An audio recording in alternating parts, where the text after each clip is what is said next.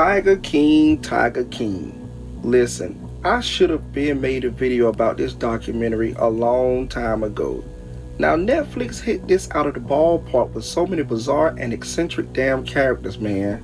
By now, I believe just about everybody has seen Tiger King. It's a true crime documentary miniseries about the life of a zookeeper named Joe Exotic.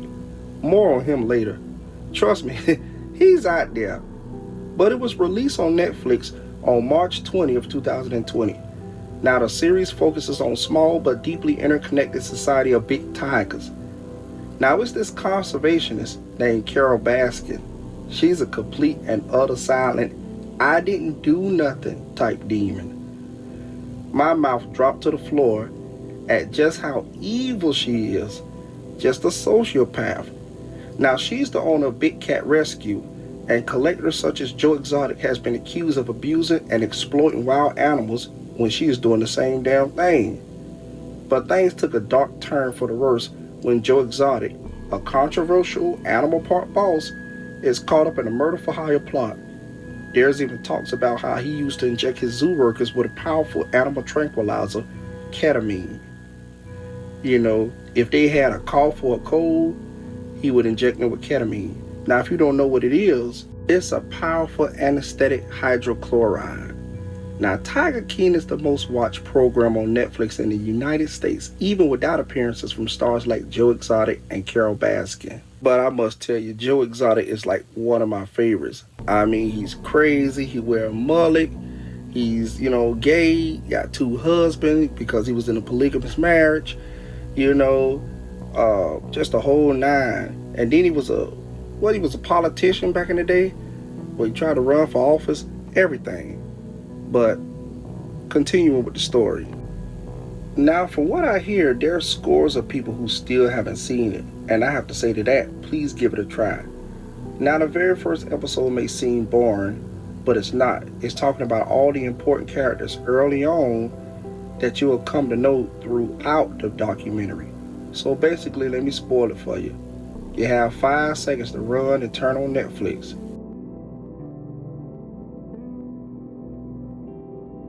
So Joe was handed 22 long Suge Knight years behind bars for trying to one-way ticket Carol, plus rubbed out 5 of her tigers, meaning murder. Carol Baskin had the nerve to be furious about her portrayal in the series. 500-year-old lady, they had you pegged a long time ago. You can almost see the evil in this woman. I'll never forget watching one of the earliest episodes when Carol took Joe to court, which at the time had drained him financially, right? I'm talking in the millions.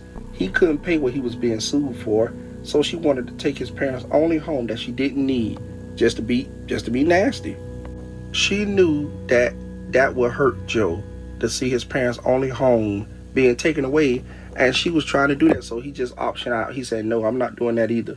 So we just going to have to find another way to settle this debt. She literally made his life more wilder than it needed to be. That woman scares me. And don't even get me started on Jeff Lowe, who is the current owner of GW Zoo. He too doesn't like the way he was portrayed as a villain who stole the zoo from Joe. In fact, that monster actually insists that he saved the zoo from financial ruin. Now, the way he came in, I thought that at first, okay, Lowe was going to be the hero.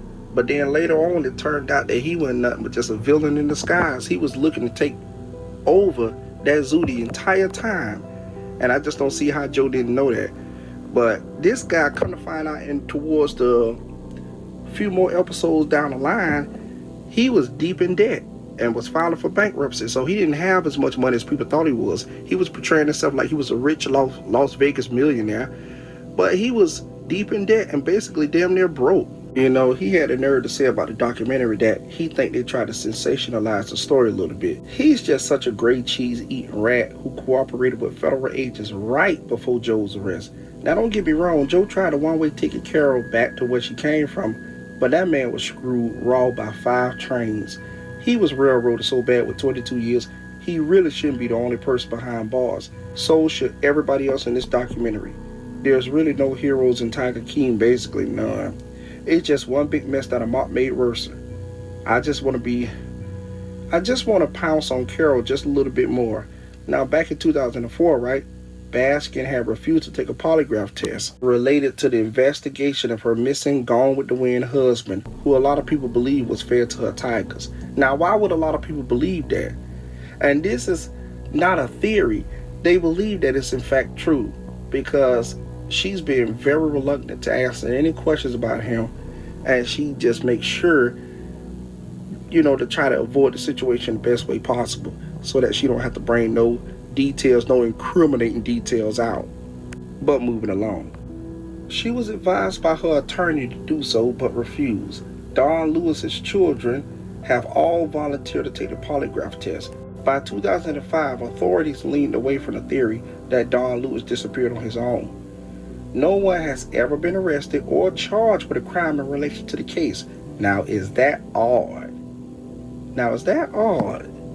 And Don Lewis wasn't a broke man. He was worth millions, and he disappeared without a trace into thin air. And then authorities stopped all investigation as to find his whereabouts. And don't nobody seems to think that that's odd. Yeah, it'll come out in the wash. It'll all come out in the wash. I'm going to watch this documentary again just to get a fresh perspective on this train wreck and even enjoy some laughs because it's in there.